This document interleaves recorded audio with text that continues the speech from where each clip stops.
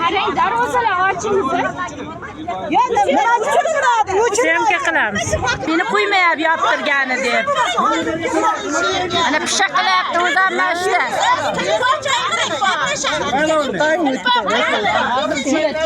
Siz bozorda san epidemistansiya hajarni bezopaslikligi uchun vaqtincha bozor yopilyapti.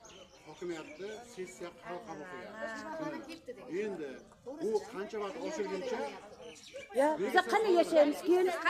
endi işte o'shaning uchun qo'lingizdagi ogohlantirish xatiga agar mabodo vaqtincha siz savdo qilib turaman desangiz, Yangi bozorga bormaymiz.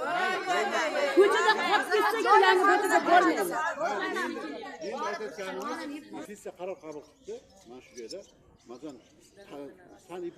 san stansiya sesni talabiga javob bermagani uchun mana tok elektrичествоga javob bermadi. Mana Toshkentda bozor qaranglar. Toshkent, sizlar bunday ayol onamsizlar. Eshityapmiz gapni, eshityapmiz. Bitta ikkita singlimsizlar. Men sizga aytayotganim bu vaqtincha. Balkim bir hafta bo'lishi mumkin. Balkim 10 kun bo'lishi mumkin.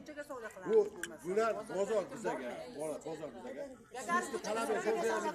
Hokimiyat bilan birga to'g'rilab bersa, bozorda elektrичествоni joyiga qo'yib bersa, pajarni yonib ketmaydigan, aholi kuyib ketmaydigan, birov yonib jarohat olmasin, birov o'lib qolmasin.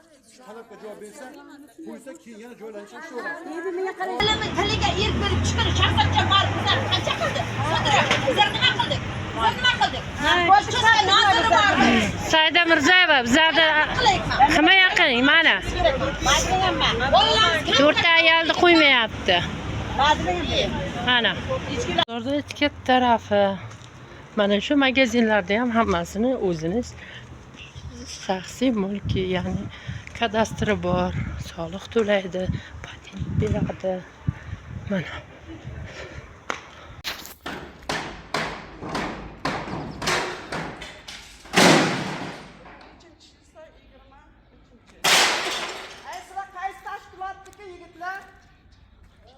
Qo'ymadi, mana chiqarib tashladida, ekskavator olib kelib mana yana to'proq uyapti, aynan shu yerga. Tushgan joyimizga to'proqda uydirtiryapti.